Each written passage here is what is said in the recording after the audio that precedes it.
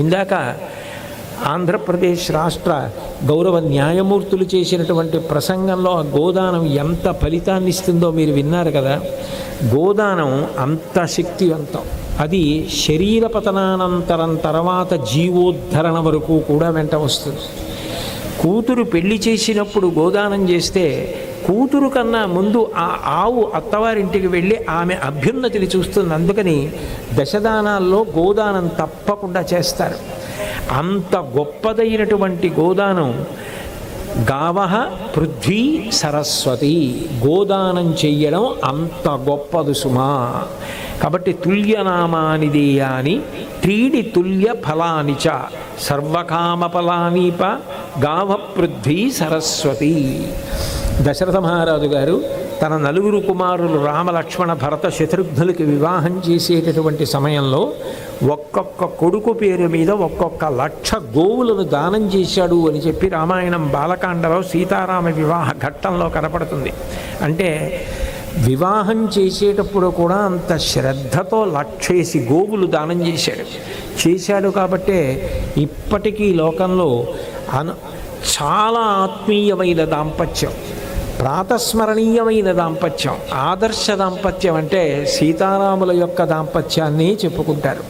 అంత గొప్ప దాంపత్యంగా 7 తరాల వరకు వాళ్ళలా బ్రతకండిరా అని చెప్పుకునే దంపతులు కావాలి అంటే వివాహ సమయంలో గోదానం చేయమంటారు, పుట్టినప్పుడు గోదానం చేయమంటారు, ఏదైనా విశేష కార్యం షష్ఠిపూర్తి లాంటివి చేసుకున్నప్పుడు గోదానం చేయమంటారు, శరీర పతన సమయంలోనూ గోదానం చేయమంటారు.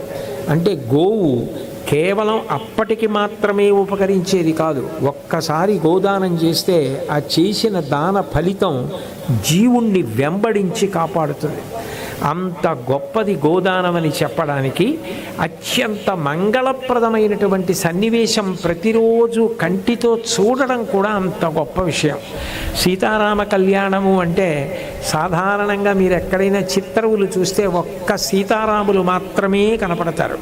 కానీ నిజానికి సీతారామ కళ్యాణ ఘట్టంలో ఒక్క సీతారాములు కాదు, రామ లక్ష్మణ భరత శత్రుఘ్నులు నలుగురికి కూడా దశరథ మహారాజు గారు స్నాతకం చేసి వాళ్ళ చేత 1,00,000 గోవులు దానం చేశాడు. ఆ ఘట్టాన్ని ప్రతిరోజు ఒక్కసారి చూసినంత మాత్రం చేత అభ్యున్నతి కలగాలని దశరథుడు, రామలక్ష్మణ భరత శత్రుఘ్నులు, అనేక మంది ఋషులు, వెనక బోలెడన్ని గోవులు, వాటన్నింటినీ దానం చేస్తున్న చిత్తరువుని అక్కడ ఉంచి దాని కింద ఈ శ్లోకాన్ని వ్రాయడం జరిగింది.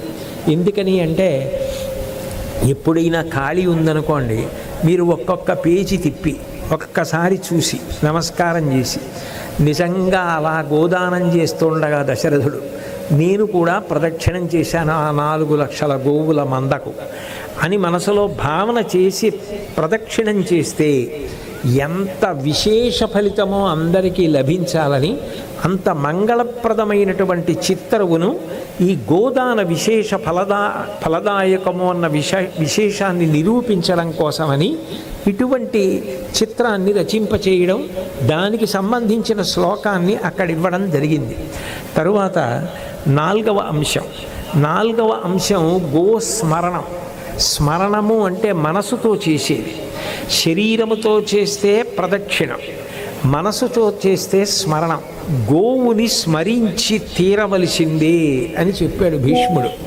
ఎప్పుడెప్పుడు చెయ్యాలి అంటే సంస్కృత భారతంలో అనుశాసన పర్వంలో 78వ అధ్యాయంలో 16వ శ్లోకంలో నాకీర్తయిత్వా గాస్సుప్యాత్ తాసాం సంస్మృత్య చోత్పతేత్ సాయం ప్రాతర్నమస్యేచ్ఛ గాస్తత పుష్టిమాప్నుయాత్ అని చెప్పాడు. నాకీర్తయిత్వా గాస్సుప్యాత్. ఒక్కసారి ఆవు వంక చూసి ఆవుని స్మరించి, అబ్బా ఇంత గొప్పది కదా ఆవు, ఇంత గొప్ప ఆవు వంక ఒక్కసారి చూసి ఈ శ్లోకం చదువుకుని ఇంత గొప్పదైన ఆవుని నేను ఒక్కసారి చూసి పడుకుంటున్నాను, సమస్త భూతములకు తల్లి జగన్మాత దర్శనంతో ఇవాల్టి కార్యక్రమాలు పూర్తి చేసి పడుకుంటున్నాను అని ఒక కపిల గోవుని అట్లా చూసి దానిని కీర్తించి ఇంత గొప్పదన్న భావం పిల్లలతో పంచుకుని పడుకోవాలి.